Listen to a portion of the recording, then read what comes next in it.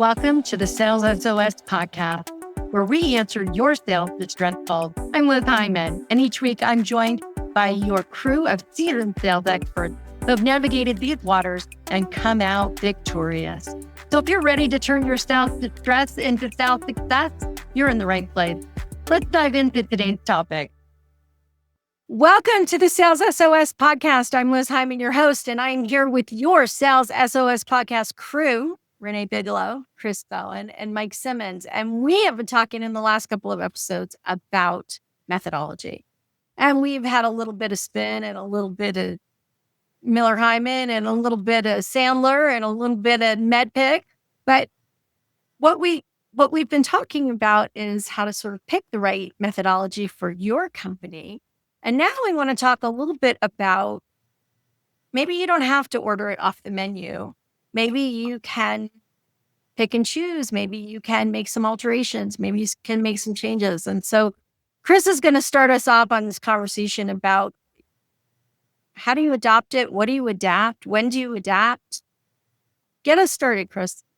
Yeah. So, I think the first thing is if you take something wholesale, it may work, it may not, right? You need to be able to understand where you're getting hung up if it's not working, right? Because it's probably not the whole process is bad. It's a portion of the process. But why is it bad? Is it because of the way you're choosing to go about it? Is it bad because it does not fit your sellers or your buyers? And being able to understand where those problems are actually occurring, and then what would have to change, what has worked in the past, because maybe you didn't have, before you had a methodology that you were following, you sold stuff ideally. So you knew there were pieces of this that worked. How do you then take those pieces and say, okay, we don't want to throw everything out. We want to bring those things back in, and that may adapt the methodology a little bit. At least that's how I tend to look at it. Is just, you got to figure out where the real problem is and why is that a problem? As we talked about in some of the other episodes, the other thing you have to look at is if you are going to scale at some point to a different sales process, a different sales cycle, is this going to help build that bridge to get you there as well? But don't put the cart before the horse on that one, because otherwise you're building something that's inappropriate for today. Can you give us some examples? Like, what are some things that you've actually gone in and said, hey, this is how the methodology is. We're not going to do this. This is what we're going to do. So, like, I've in some of the places with certain pieces of methodology, they'll ask for a bunch of different information up front. If, like, as we were talking about plans earlier, but it could fit a number of different processes.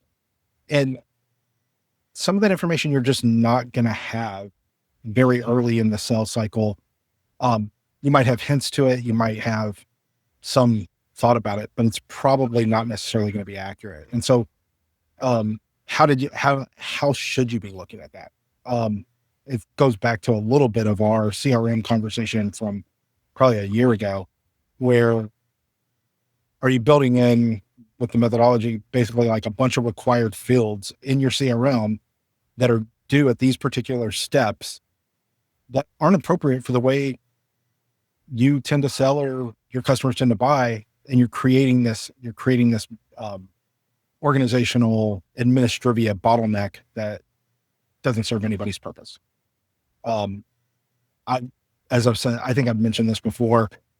We combined CRMs at a previous company, at the parent absorbed our smaller entity.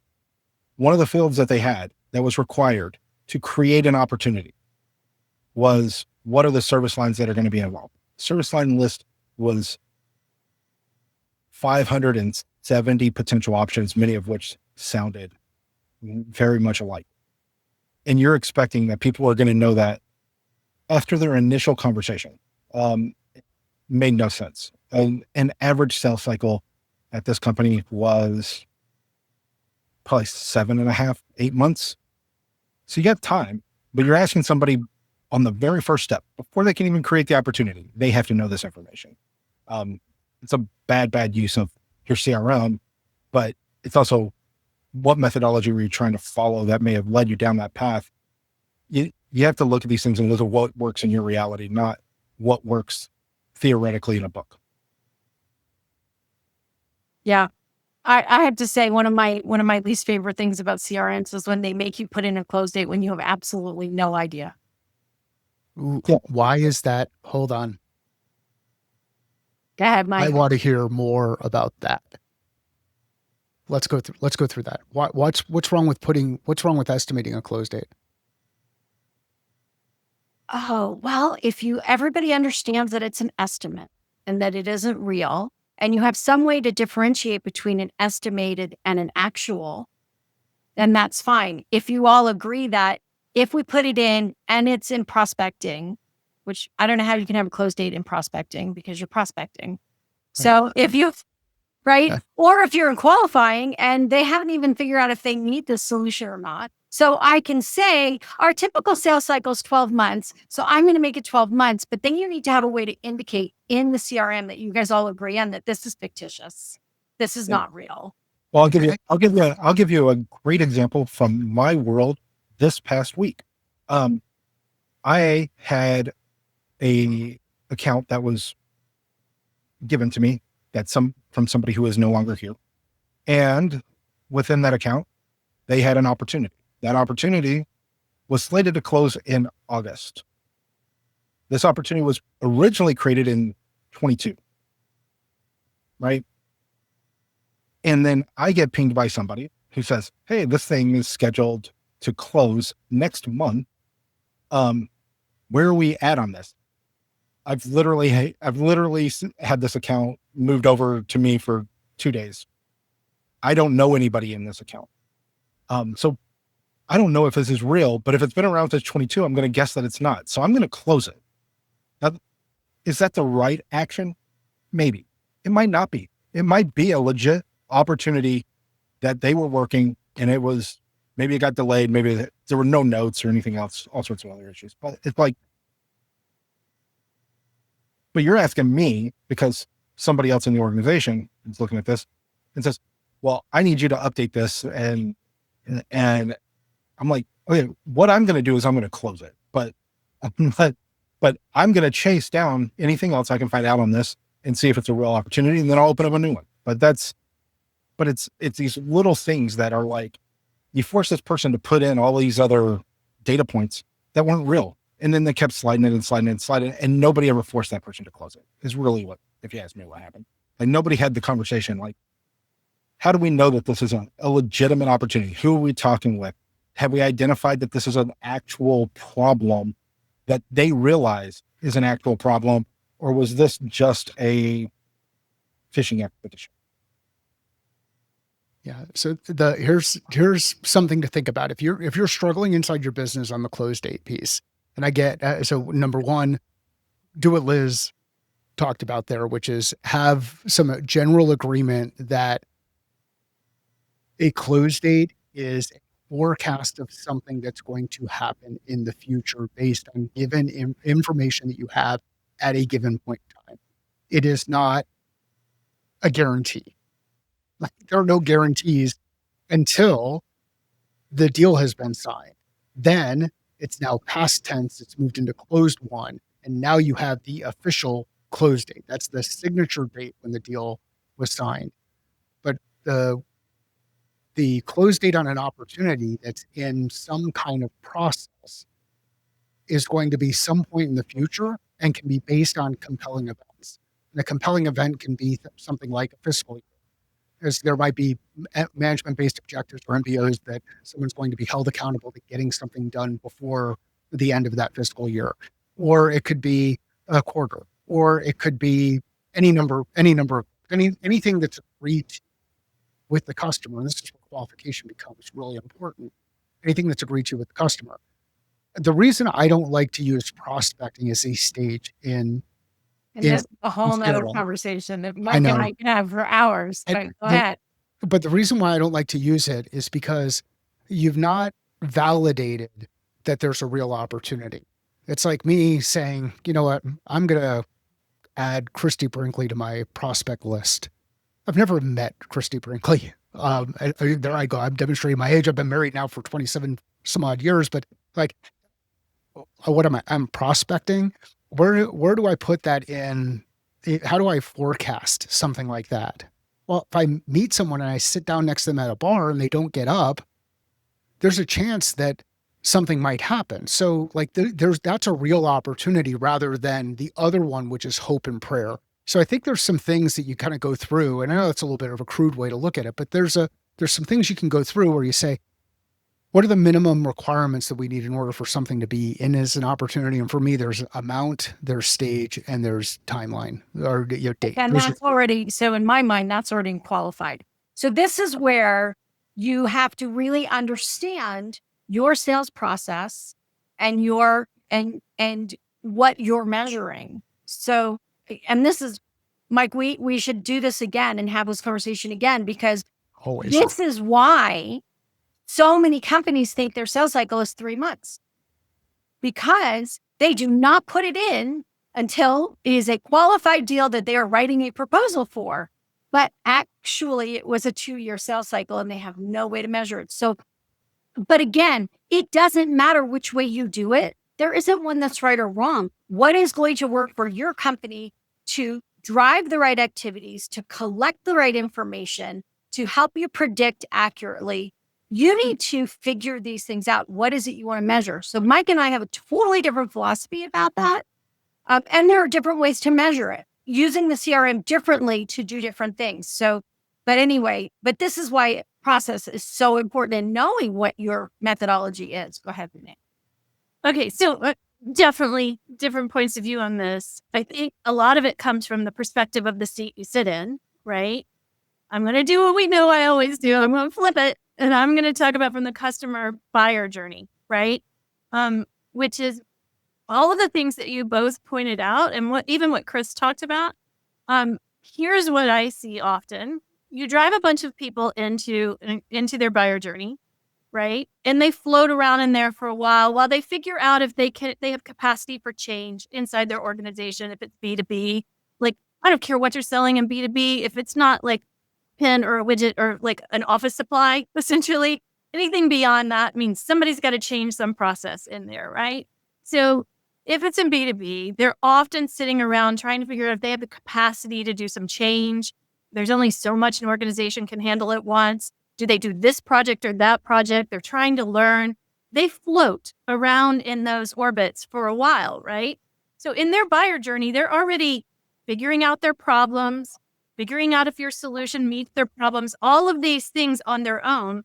And then if you wait till there's a qualified opportunity, then they're already 75, 90% of the way through that journey before they're talking to sales, right? So if your sales process and methodology picks up there, in today's modern buying environment, you could be missing a massive amount of opportunity. You are throwing out a lot of really good leads who have come to your universe, who are interested in you, who know about you, which is a huge challenge in today's market, right? By not nurturing them. So you need to figure out whose responsibility are those leads. And this is where a lot of sales and marketing alignment falls out of whack, right? Is that marketing's responsibility until they are all the way ready to be a qualified lead?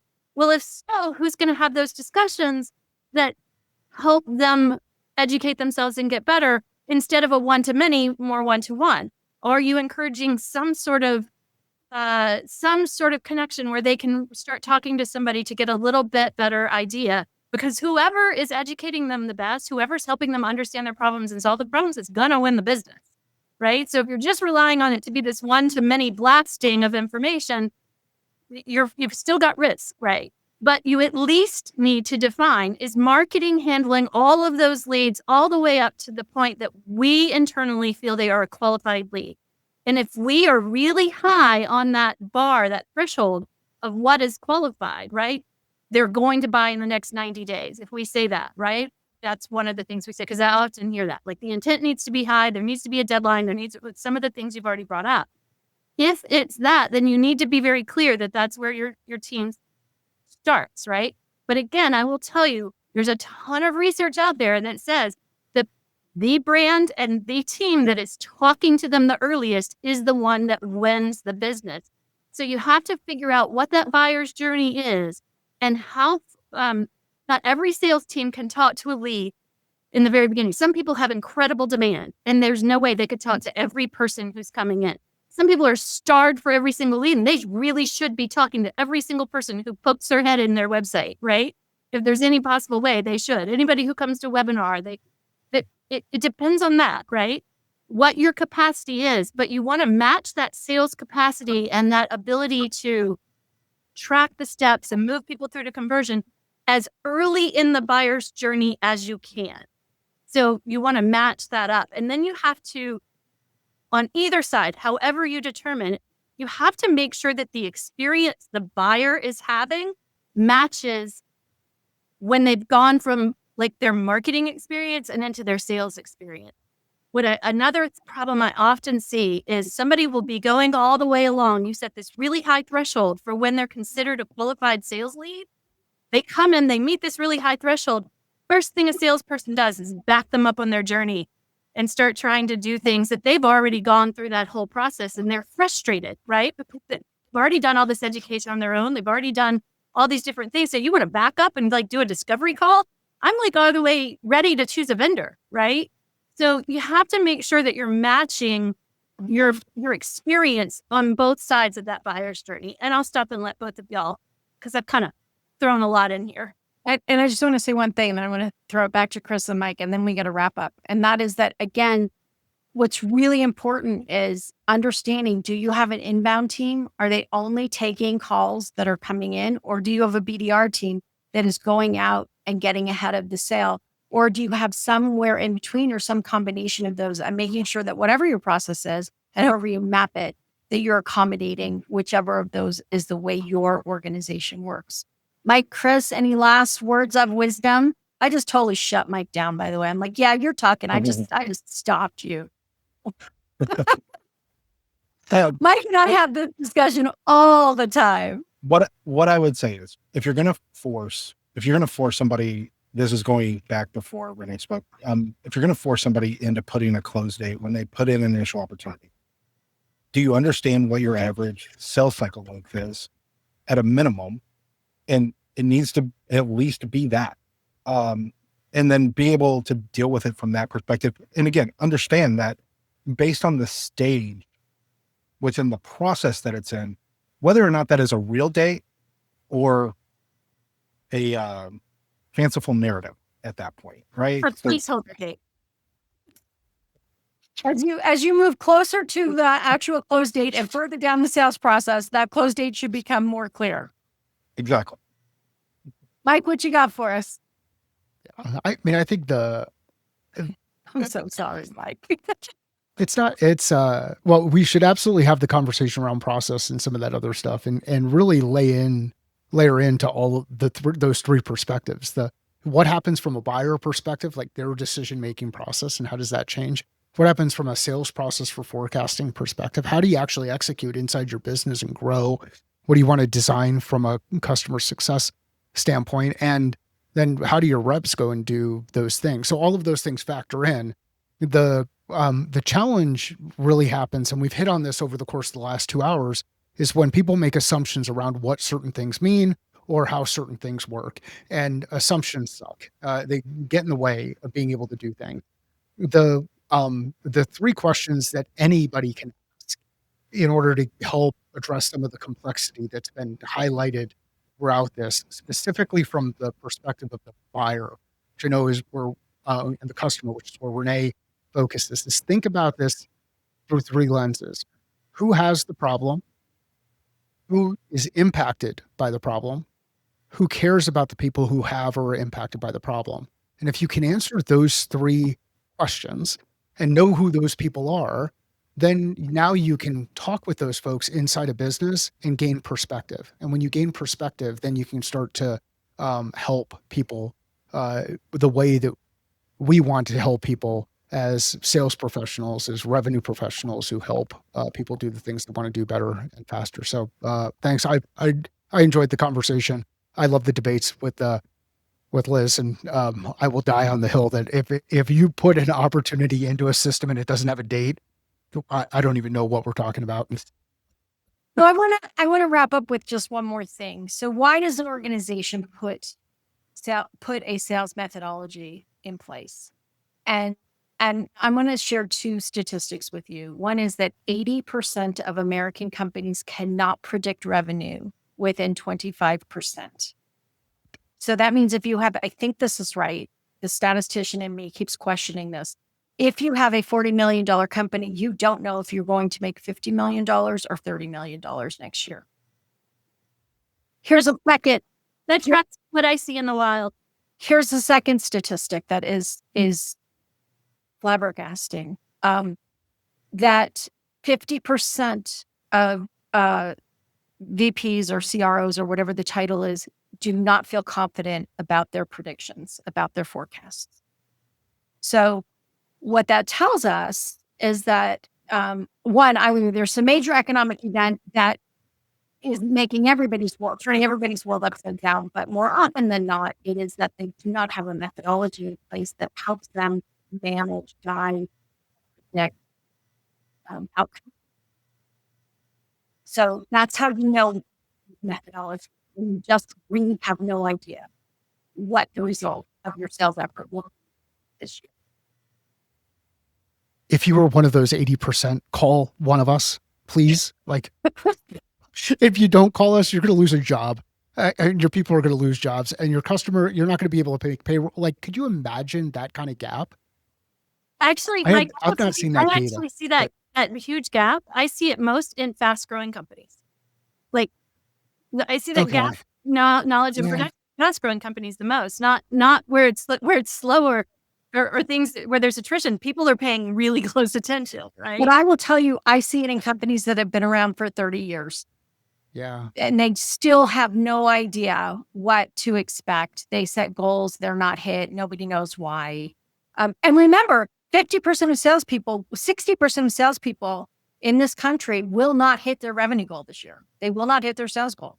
60%. So can I give us a kind of a little parting note on some of this? Mike mentioned this in one of our earlier episodes about if you have a CRM, great. A lot of people still don't. But if you have a CRM, then you get data in there. It's going to help you choose your methodology and everything. The data is what helps you with all of this, right?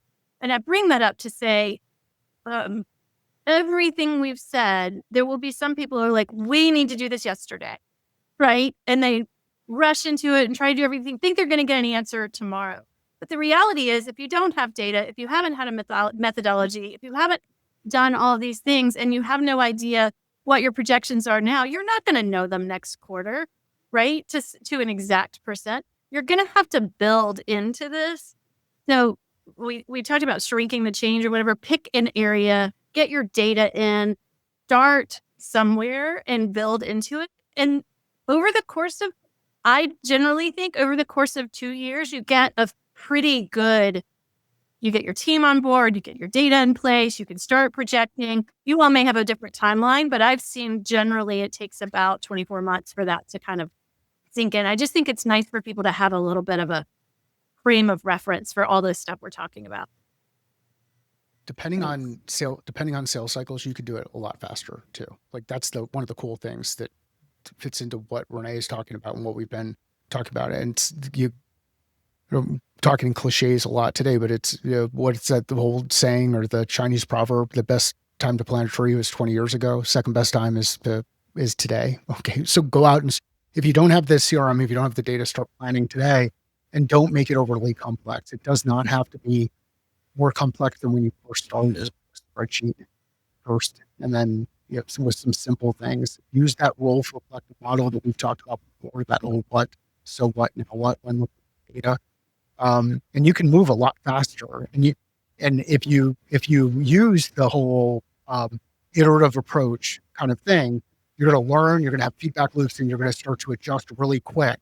And you can move a lot faster than it would have taken us a number of years ago to do the same things. So start working now, and you can do this in the next 90 days and get prepared for your business planning for next year. And then be in a much better position for so that your team is hitting realistic numbers. You actually go in with a plan rather than, I think we can grow by 20% across all the regions. Mike, I have to ask, you really think you can start with a brand new CRM, pick a sales methodology, train a team on a sales methodology, and get to accurate projections in 90 days? I can do it in 90 days. Yep. I can name that tune in 3 notes. 90 days. 90 days will completely shift things. Yep. 90 days.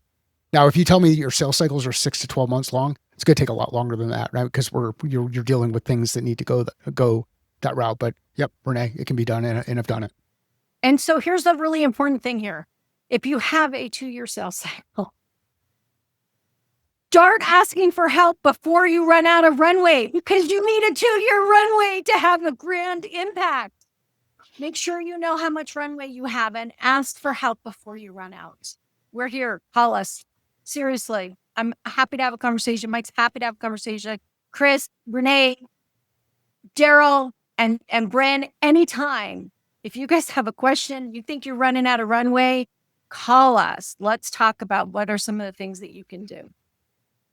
Hey, you guys, thanks for joining us. Let me move me over here. Thanks for joining us for this episode of the Sales SOS Podcast. I'm so glad you joined us. I hope you are a little bit wiser about sales methodologies than you were before we started this 4-part series. Have a great day, everybody, and happy selling. And that's a wrap for this episode of the Sales SOS Podcast. A huge thank you to our experts for throwing us a lifeline with their insights. We hope that episode has equipped you to navigate sales leadership with confidence. Never miss an episode. Subscribe to your Sales SOS Podcast on your favorite platform. If you have questions, comments, or topics you'd like us to explore, join us live on LinkedIn every second Friday, or share your questions on LinkedIn or YouTube. Until next time, keep sailing toward your sales goal.